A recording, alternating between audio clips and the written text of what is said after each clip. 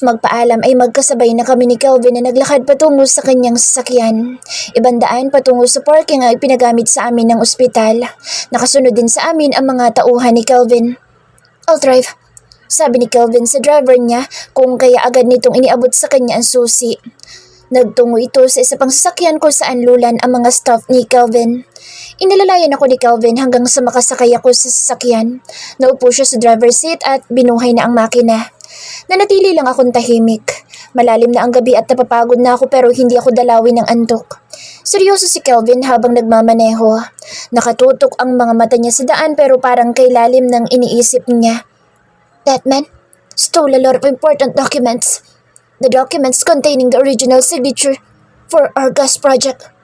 May mga nawawala ding alahas." Seryoso niyang turan. Malinaw na pagnanakaw ang motibo niya.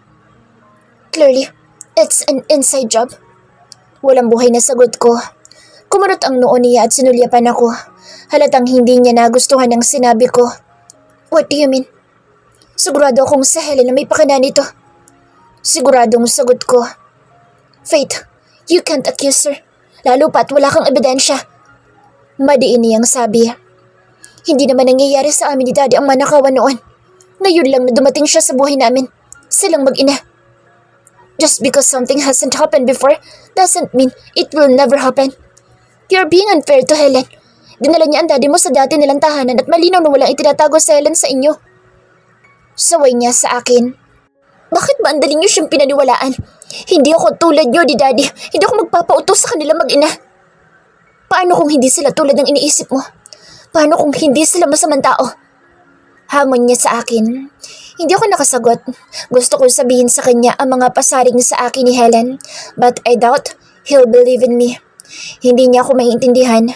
Tulad din siya ni Daddy na hindi ako magagawang paniwalaan. "Bakit nga ba sa'yo pa ako ngayon nagsasabi ng mga pagdududa ko sa mag-inang yun? Eh mahal mo nga pala si Celine." Singhal ko bago ko pa man mapigil ang sarili.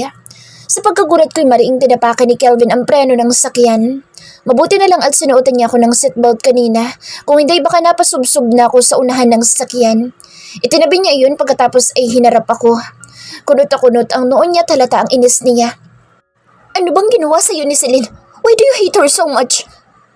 Iyo ko man ay nasasaktan na naman ako sa pagtatanggol niya kay Celine. "Why do you love her so much?" Bakas ang pagkagulat niya sa tanong ko.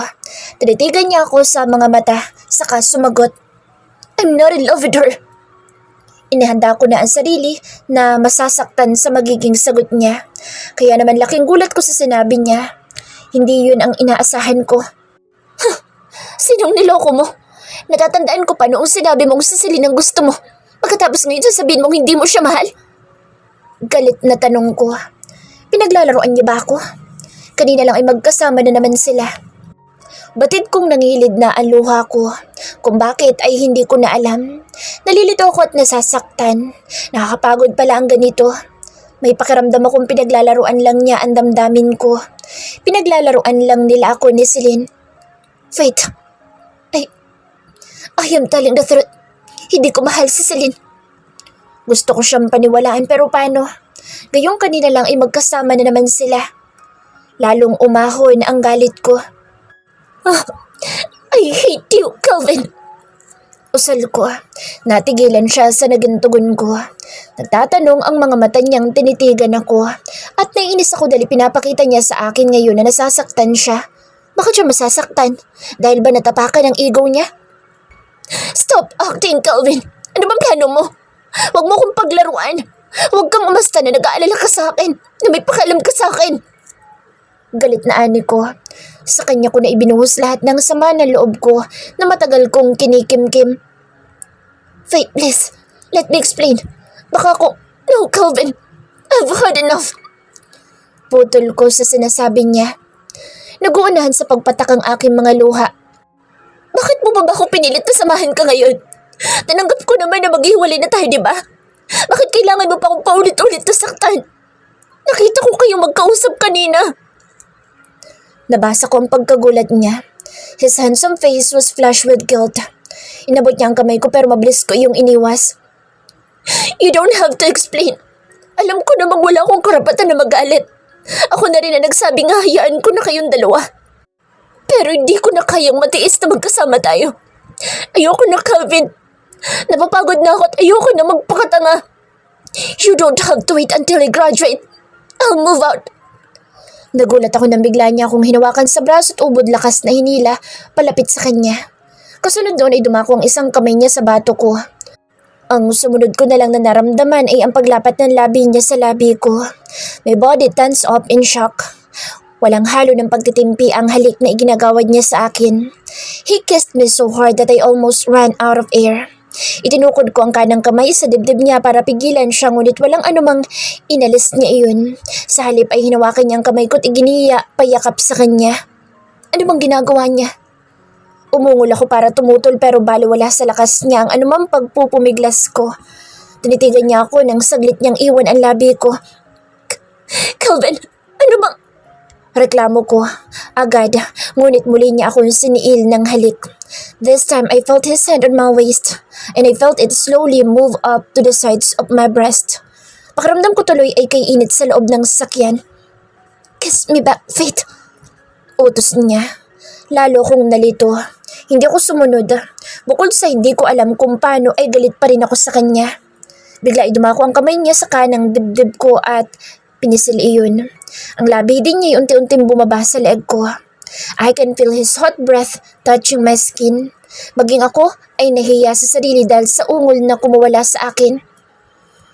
Hindi mo ko hinahayaang magpaliwanag. You won't stop talking and it's almost impossible to get you to shut up. Please let me explain. Pero mamaya na lang. Bulong niya. Hindi ko na masyadong nauunawaan ang mga sinasabi niya dahil ang isip ko'y natuon na sa ginagawa niya. Ang kamay niya na kanini nakahawak sa bato ko'y tinungo ang zipper ng suot kong dress at ibinaba iyon. Saglit lang at naladlad sa kanya ang malusog kong dibdib. Alam kong dapat ko siyang itulak palayo pero hindi ko magawa. Instead, I listened to what my body desired. I gave him more access to my neck. Ilang beses ko ba sa'yong sasabihin na hindi tayo maghihiwalay?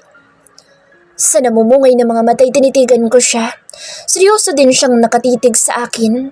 Nababasa ko pa rin ang pagnanasa sa mga mata niya. Kailanman ay hindi ko yun nakita sa kanya noon sa tuwing titingnan niya ako. Sasagot sana ako ngunit bigla ay may kumatok sa bintana ng aming sasakyan. Mga traffic enforcer iyon na may dala pang flashlight.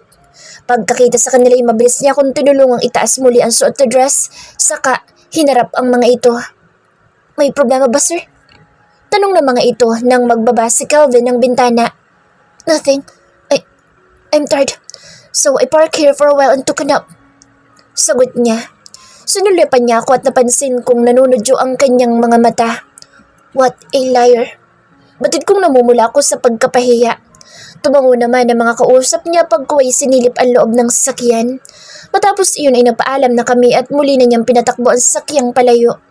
Sa biyahe ay panay ang sulyap niya sa akin. He seems to be teasing me. Inrapan ko lang siya. Hindi pa siya tapos magpaliwanag. Nakakapanlumo na bumigay agad ako. Kakasabi ko lang na iiwanan ko na siya ngunit sa isang halik lang ay bumigay agad ako. Hindi tama ito.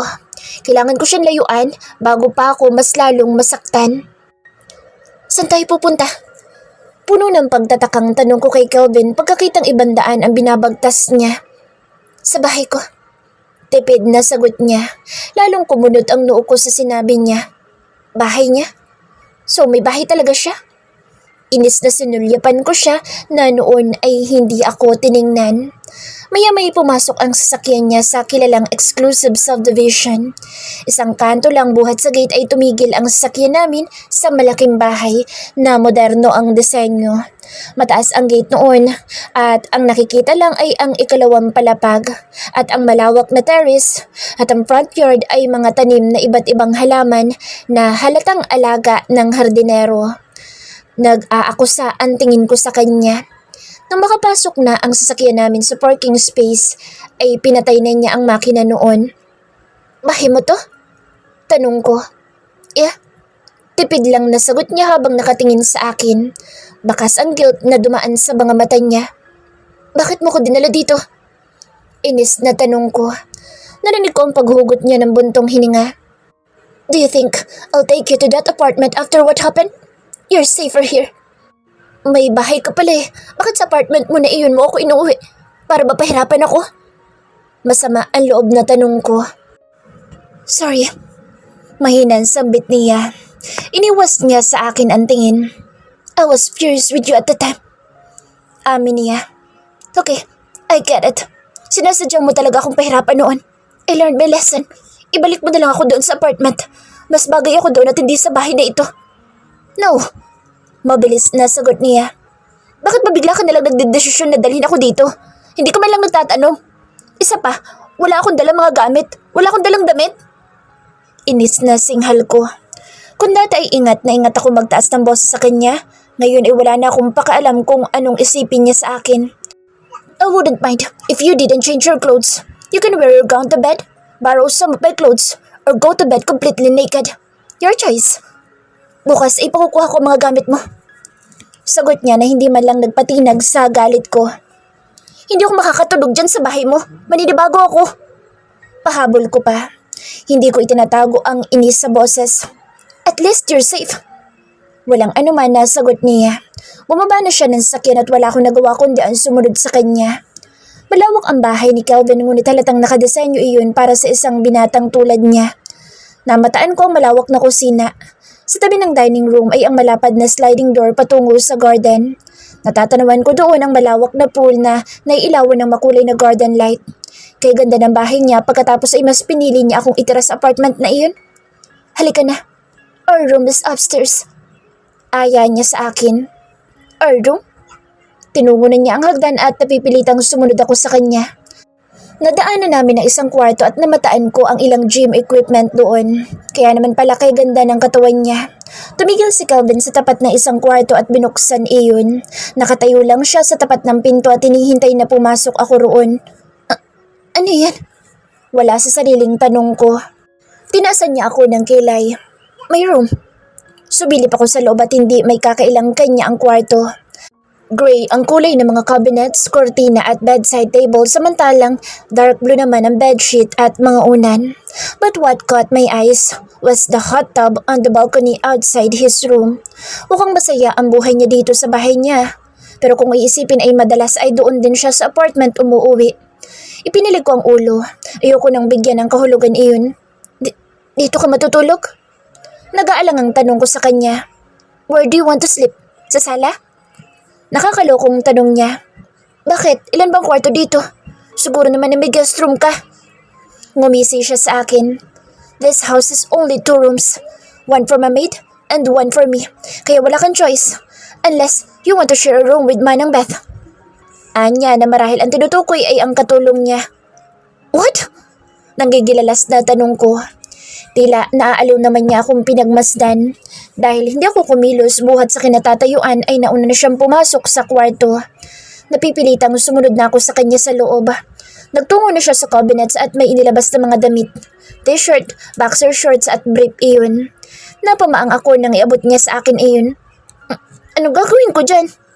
Gamitin mo muna. Nakangisi na utos niya. Nanlaki ang mga mata ko sa kanya. Is that your underwear? Yes. Pigilan man niya, ay batid kong pinagtatawanan niya ako. No, I will never use that. Kakadiri ka. Hindi ko matukoy kung ano mararamdaman ko sa sitwasyon at iniuutos niya sa akin. Why not? Mag-asawa naman tayo. Isa pa ay hindi ko pa yan nagagamit. Hindi tayo normal na mag-asawa, Kelvin. Pagdidiin ko. Huli na nang mapagtanto ko ang sinabi niya. Suddenly, his playful smile vanished and his eyes became very serious. Humakbang siyang palapit sa akin at agad naman ako napaatras. Bigla ay nagwawala na naman ang puso ko. Natatakot ako dahil alam kong epekto niya sa akin. And I hate the look that he is giving me now. Sa pag-atras ko ay hindi ko na malayan na nasa paanan na pala ako ng kama kung kaya't nawalan ako ng balanse at napaupo doon. Nang makabawi ay umayos ako ng upo at tiningala si Kelvin na noon ay nakatayo sa harap ko. I offered you with 3 options, wife. You have the option of sleeping in your gown, wearing my clothes, or sleeping naked. I prefer the 3rd option. Oh, what? Hindi ko na natapos ang sasabihin. He suddenly grabbed me and captured my lips in an instant. My heartbeat quickens as I feel his soft lips touch mine. Alam kong dapat ko siyang pigilan pero hindi ko na naman magawa. Why do I love him so much? I like him so much that even my body is betraying me. Ayaw nito sumunod sa gusto ng isip ko. Yes, hindi tayo normal na mag-asawa because of the reason why we marry. Pero pwede nating subukan. Usal niya nang saglit niyang bitawan ng aking labi. Huh? I was utterly confused, but he didn't give me time to process what he was saying. He grabbed my lips again and kissed me deeply as his hands moved to take off my clothes. Hanggang sa tuluyan ng lumaglag sa sahig ang gown na suot ko. Bahagya siyang lumayo sa akin at pinagmasdan ako. His intense gaze is warming me up. Bago pa man ako makapag-react ay muli niya akong hinila at unti-unting bumaba ang labi niya sa aking leeg. Kasabay noon ay ang paggapang ng kanang kamay niya. Bago pa ako makahuma ay naihiga na niya ako sa kama at agad na kinubabawan. He parted my legs and before I could even utter a word, he entered me. Suddenly all the pleasure was gone. Impit ako napadaing sa sakit na dulot noon. Para bang may napunit sa loob ko. Mariin kong nakagat ang labi at hindi ko napigilan ang pagkawala ng mga luha. Siya naman ay biglang natigilan, as if he realized something. Tinitigan niya ako pero hindi ko magawang salubungin iyon. You're a virgin? Tila hindi makapaniwalang tanong niya. Nang hindi ako sumagot ay muli siyang nagsalita. Oh shit, I'm sorry. Hingin pa umanhin niya. Inabot niya ako at pinunasan ng daliri ang luha ko. I'll be gentle. I am sorry. Hindi ko alam kung ano isasagot sa kanya. Ramdam kong naging mas maingat ang bawat galaw niya. I closed my eyes tightly and tried to ignore the pain. Nararamdaman ko ang paglapat ng labi niya sa noo ko, sa pisngi, maging sa balikat ko. Ipinagpatuloy na lang niya ang paggalaw hanggang sa unti-unting nabawasan ng sakit na aking nararamdaman. Napalitan iyon ng sensasyon. I had never experienced anything like this before at si Kelvin pa lang ang unang lalaking nagpadana sa akin nito. Naging madiin at mabilis ang galaw niya. The scent of our lovemaking filled the room. Our bodies, which were damp from sweat, moved faster until we reached our climax. My thighs and belly tense and quivering. Kelvin holds me tightly. Binaon niya ang mukha sa aking leeg. Matapos ng ilang minuto ay umalis siya sa ibabaw ko at nahiga sa tabi ko. Dahil sa pagkailang ay agad akong tumalikod sa kanya ngunit bigla ay hinila niya akong muli paharap sa kanya. His arms wrapped protectively around my waist. I was confused. Alam kong mali ang ginawa ko. Paano ko siya mapapalaya kung mas lalo lumalalim ang nararamdaman ko sa kanya dahil sa nangyari sa amin? Pero ang sabi niya isusubok kaming magsama ng normal. Posible kayang may nararamdaman na rin siya sa akin? Bigla ako napailing. Imposible. I know how much he hates me. Hey, go to sleep. Bigla ay utos niya habang nakapikit. Akala ko ay tulog na siya. Marahil ay nararamdaman niyang gising pa ako. Bigla ay naramdaman ko ang banayad na paghaplos niya sa balakang ko na para bang isa akong batang pinapatulog. Napatitig ako sa kanya na noon ay nakapikit pa rin. Muli na namang bumilis ang pintig ng puso ko habang pinagmamasdan siya. Napabuntong hininga na lamang ako. Gusto kong maiyak dahil imbis na kalimutan siya, ay lalo lang ako nahuhulog sa kanya. Kelvin's POV. Napahilot ako sa ulo matapos pakinggan ang update ng isa sa mga executives ni Daddy. She was in charge of our gas plant project and were having trouble obtaining the permit. Malaking problema ang pagkawala ng mga dokumento sa opisina ni Tito Calix. I don't know why someone would rob it. It makes no sense. Wala kaming kakompetensyang proyekto sa lugar. Isa pa ay inaasahan na ng gobyerno ang project namin dahil isa ito sa mga tugon sa pangangailangan ng bansa. We took advantage of the fact that energy will be in high demand in the coming years. As a result, we had an easier time obtaining the permits. Kung may kakompetensya, siguro kaming proyekto ay may basihan ng pagnanakaw sa mga dokumento. Pero sa ngayon ay wala kaming nakikitang dahilan para gawin iyon. That's it. Next week, we'll meet again to discuss an update on our ongoing projects. Pagtatapos ni Daddy sa meeting namin, isa-isang tumayo ang mga kamiting namin na pulos matataas ang posisyon sa kumpanya. Halatang dismayado ang karamihan sa kanila dahil sa pagkaantala ng proyekto. "What's your plan, Dad?" Tanong ko sa kanya na makaalis sa mga ito. Nagkibit-balikat lang siya. "Wala tayong magagawa kundi ang maghintay." Tumango lang din ako at tumayo na. "I guess I'll be leaving then." "Kelvin." Tawag niya na nagpahinto sa paghakbang ko. Napamura ako sa isip. I don't want to join him for another dinner meeting. I'd like to go home right now. It's already 7 in the evening. I know. She got home an hour ago. "You might want to attend the dinner meeting with me, son. Mr. Rizal wanted to talk about his proposed..." "Sorry, Dad. Hindi ako pwede ngayon." Mabilis kong sagot. Ito ang unang pagkakataon na tahasan akong tumanggi sa kanya. "Would you mind telling me why?" Seryosong tanong ni Daddy. He has always been very strict about work. Those are the traits that I inherited from him. Malaking bahagi ng oras niya inilalaan niya sa trabaho. Kaya naman hindi nakapagtataka na lalong naging matagumpay ang kumpanyang sinimulan ni Lolo magmula noong pinamunuan niya ito. And as the eldest son, he began training me in business management at a young age. "I want to go home." Walang anuman na sagot ko. Ang buong akala ko'y magagalit siya kaya labis ang aking pagtataka nang mahina siyang tumawa. "Seems like you're always excited to go home. I wonder why?" May halong panunod yung tanong niya. Nagbuntong hininga ako at iniiwas ang mga mata. Maging sa kanya hindi ko maamin ang totoong dahilan. "I understand. Your mom will be very happy." Anya. Alam kong may laman ang mga sinabi niya. Batid niyang si Faith ang dahilan ko. My mother has always had a soft spot for Faith. Noon pa man ay madalas niyang purihin ang dalaga. Yun ang hindi ko maintindihan noon pa man. Bakit humahanga siya kay Faith? At magpahanggang ngayon ay ganoon pa rin ang tanong ko sa sarili. The difference is that now, I wonder how in the hell I fell in love with her. When exactly did I start paying attention to her? "Okay, son, go. I know you want to go home to be with your wife." Hindi ko na siya kinontra. It's pointless lying to him because he knows me too well. Nagmamadali ako lumabas ng conference room at nagtungo sa sariling opisina para kunin ang mga gamit. Ilang minuto lang ay sakay na ako ng kotse pa uwi. Simula nung insidente ng pagnanakaw sa party ni Tito Calix ay hindi ko na si Faith iniuwi sa dating apartment na nirerentahan namin.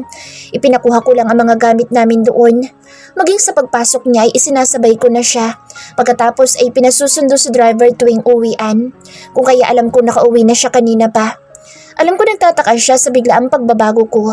Hindi lang niya magawang magtanong at hindi ko naman magawang magtapat. Pasado 8:00 na nang makarating ako sa bahay. Agad ako nagtungo sa kwarto at nang pumasok ako sa loob ay naabutan ko siyang nakahiga sa kama. She's already sleeping.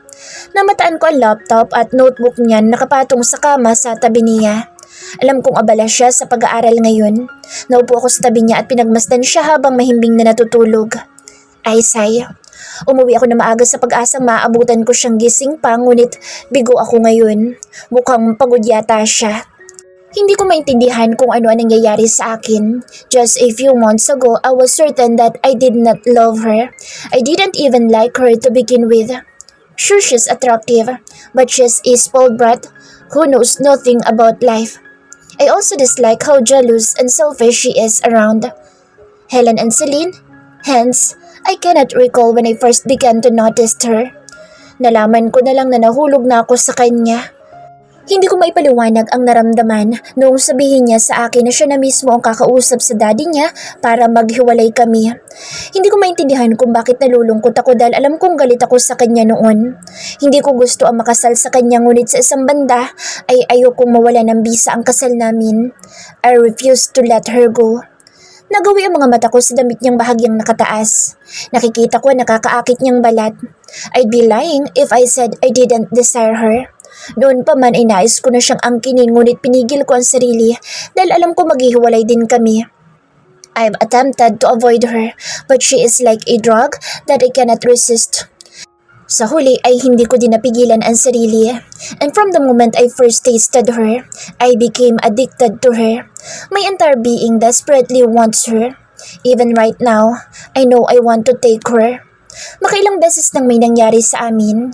I came close to memorizing every inch of her body. Her freckles reminded me of stars scattered across her cheeks. I'm familiar with the way her eyes widen with pleasure and the birthmark that sits below her left breast. Lahat ng iyon ay memoryado ko na. Hindi ko din maipaliwanag ang inis sa tuwing sasabihin niyang maghihiwalay kami. Tila ba handa na siyang makipaghiwalay at hindi ko na mababago pa ang isip niya. She still thinks I hate her. What can I do to change her mind? I've told her numerous times that I want us to work on our marriage, but she refuses to believe me. Is it already too late? Sa pagtayo ko ay nabuhay ang screen ng laptop ni Faith. Dinampot ko iyon para ilagay sa bedside table ngunit hindi sinasadyang nabasa ko ang search tab niya. It was an article about filing an annulment. My heart aches. Yun ang matagal ko nang gustong mangyari noon. Ilang beses ko ding ipinamukha sa kanya iyon noon. And now that she is actually considering it, I am nervous. Frustrated, I closed all of her search tabs. I don't know what to do. How can I make her realize that I love her?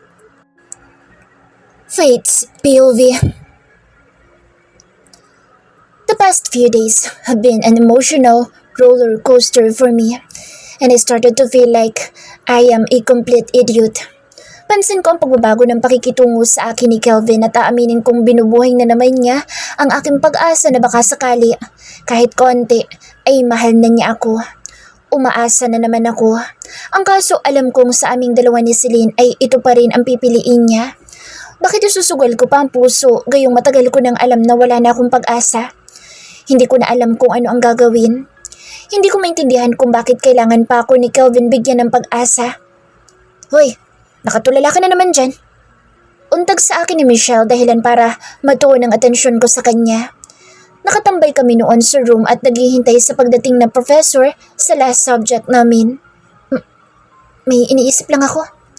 Kaila ko. Biglang naging mapanuri ang tingin niya sa akin. Inilibot niya ang mga mata sa paligid at nang masigurong walang tao sa malapit ay saka siya pabulong na nagsalita. Girl, may nakausap na ako. Isa siya sa mga contacts si Daddy.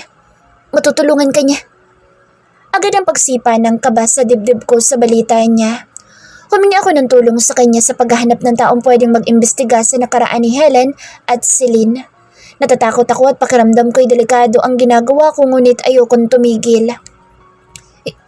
Hindi alam ni Daddy na kinausap ko ang taong iyon. Kaya kinakabahan ako sa ginagawa mong ito. Tumango ako. I'm doing this for Dad. Kailangan kong kumilos ng palihim. Hey ladies, I have a good news. Biglang dumating si Kimberly at binalingan kaming dalawa. Dahil doon ay naudlot ang pag-uusap namin ni Michelle. Anong good news naman yan? Tanong ni Michelle.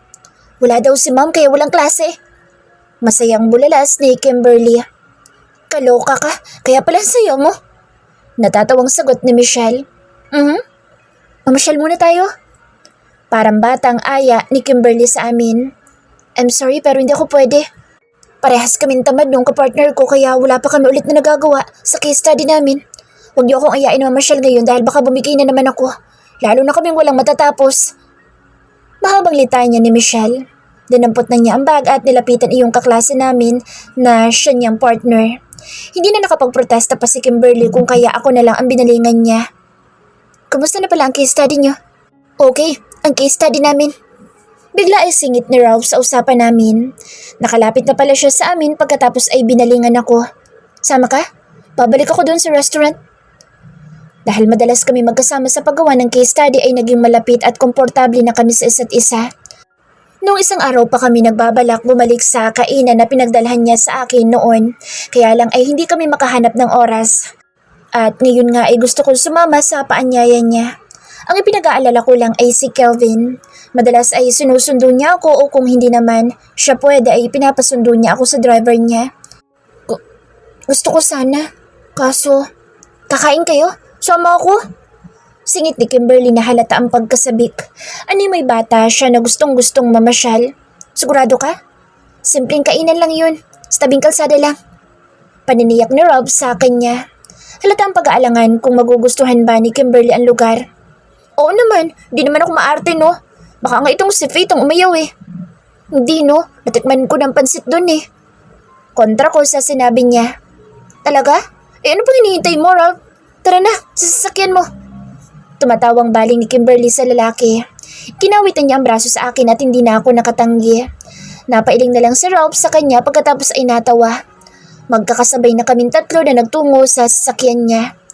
Ang totoo ay nag-aalangan ako sumama sa kanila ngunit hindi na ako nakatanggi. Total wala din naman ako ibang mapupuntahan. Maaga pa naman para umuwi. Diyan tayo kakain? Sigurado ba kayong masarap ang pansit dito? Tanong ni Kimberly na noon ay bakas ang pagtataka pagkakita sa kainan na tinutukoy ni Ralph. Bakit? Umaatras ka na ba? Nakakalokong tanong ni Ralph sa kanya. Hindi no, nagulat lang ako. Tara't umorder na tayo. Ay ni Kimberly. Nauna na siya sa aming maglakad papasok. Natatuwang sumunod na lang kami ni Ralph sa kanya. Tulad noon ay nanunodyo ang tingin sa amin ng mga tauhan ng restaurant. Muli ay doon nila kami pinaupo sa paboritong pwesto ni Ralph. Umorder na si Ralph ng pansit na ipapatikim niya umano kay Kimberly. Masaya kami nagkukwentuhan at nagtatawanan ng isang lalaki ang namataan kong dumating. Matangkad siya kung kaya nakuha niyang atensyon ko. Sakto naman tumayo si Ralph para kunin ang mga in-order naming pagkain kung kaya kaming dalawa ni Kimberly na lang ang naiwan sa mesa.